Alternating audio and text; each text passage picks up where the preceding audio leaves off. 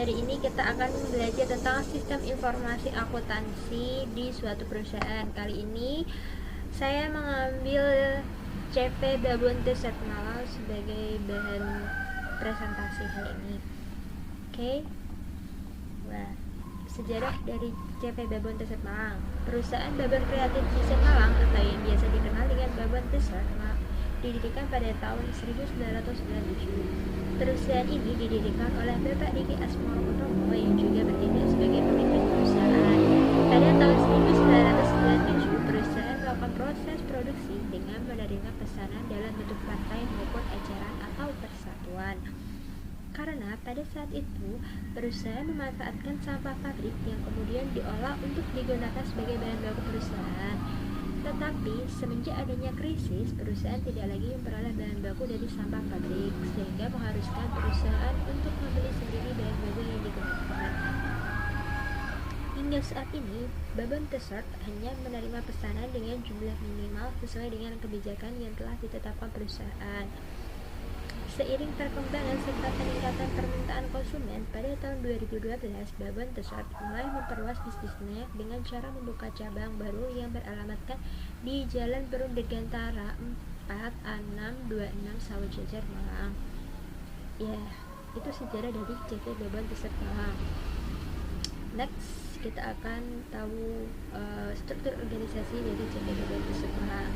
Ini struktur organisasi dari CV Babon Tesort Malang. Di sini ada pimpinan, di bawahnya ada manajer produksi dan manajer keuangan. Manajer produksi membawai marketing, desainer, produksi, dan finishing. Di bagian produksi sendiri ada membawai bagian pemotong, sablon, dan jahit. Oke guys, kita lanjut ke proses bisnis persediaan bahan baku di CV Babon Tesort Malang. Oke, pertama-tama di sini ada diagram alirnya, diagram alir yang menjelaskan tentang persediaan bahan baku di Babon Tesort. Oke, pertama-tama ada customer yang memberikan informasi pesanan kepada bagian penjualan. Kemudian setelah bagian penjualan menerima informasi pesanan, bagian penjualan kemudian membuat daftar pesanan. Bagian penjualan membuat daftar pesanan rangkap 4. Oke, yang rangkap pertama diarsip sendiri oleh bagian penjualan, yang rangkap kedua diberikan kepada bagian keuangan, yang rangkap 3 diberikan kepada bagian gudang, dan yang rangkap keempat diberikan kepada manajer.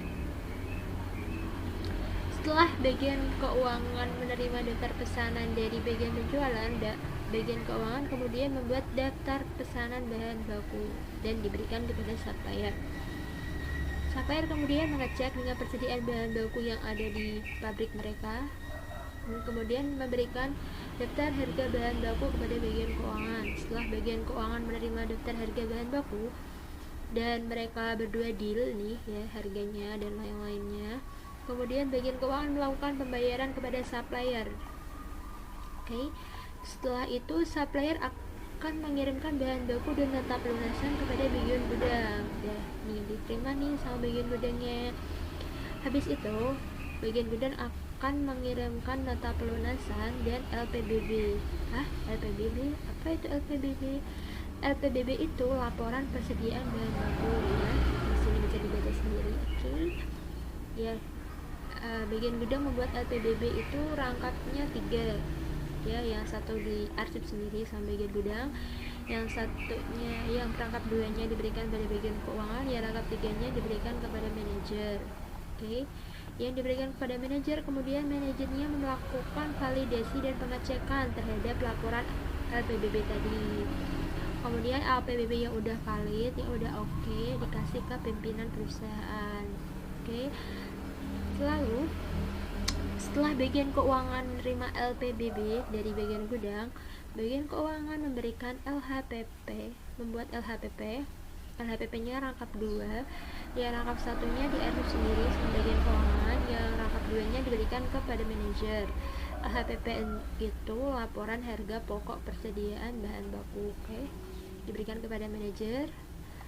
LHPP ini perlakuannya sama kayak LPBB, divalidasi, dicek dulu sama manajer sebelum masuk ke pimpinan. Ini setelah dicek, divalidasi sama manajer, kemudian jadi LHPP valid, kemudian diberikan kepada pimpinan. Oke guys, selanjutnya saya akan menjelaskan tentang proses bisnis, proses produksi di Babon Dessert Malang, ya. Oke, pertama-tama kita zoom dulu ya. Oke. Pertama-tama, customer akan memberikan informasi pesanan kepada bagian penjualan di sini ya. Setelah itu, bagian penjualan akan memberikan informasi harga produk kepada customer dan mereka berdua akan bernegosiasi ya. Setelah itu kan mereka berdua konsultasi, negosiasi dan lain-lain. Setelah mereka berdua deal, maka customer akan memberikan uang muka kepada bagian penjualan. Setelah itu, bagian penjualan akan membuat nota pembayaran rangkap 3. Yang rangkap pertama diarsip sendiri sama bagian penjualan.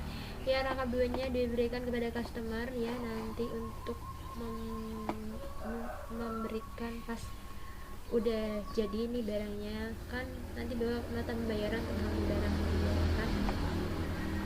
Yang bagian ketiganya, nota pembayaran rangkap 3-nya diberikan kepada bagian keuangan beserta uang mukanya. Setelah itu, bagian penjualan akan membuat daftar pesanan rangkap 5. Oke.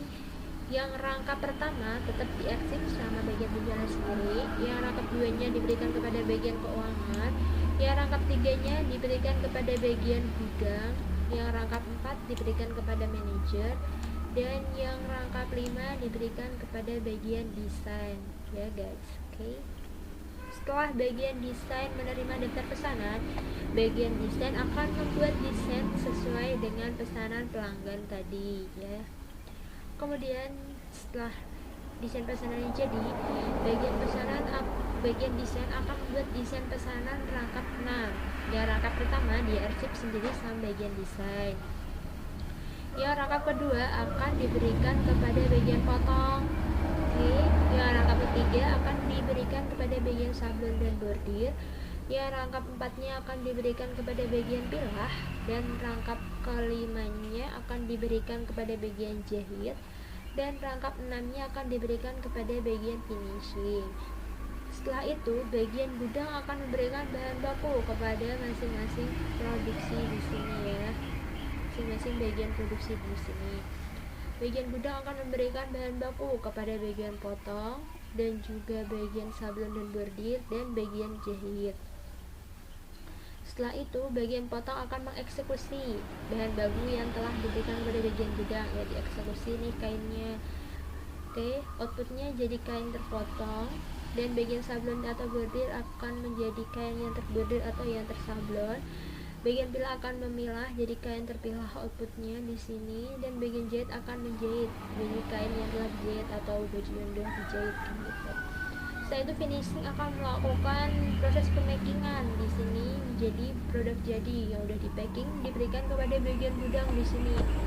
Setelah bagian gudang menerima produk jadi, bagian gudang akan membuat LPPJ rangkap 3.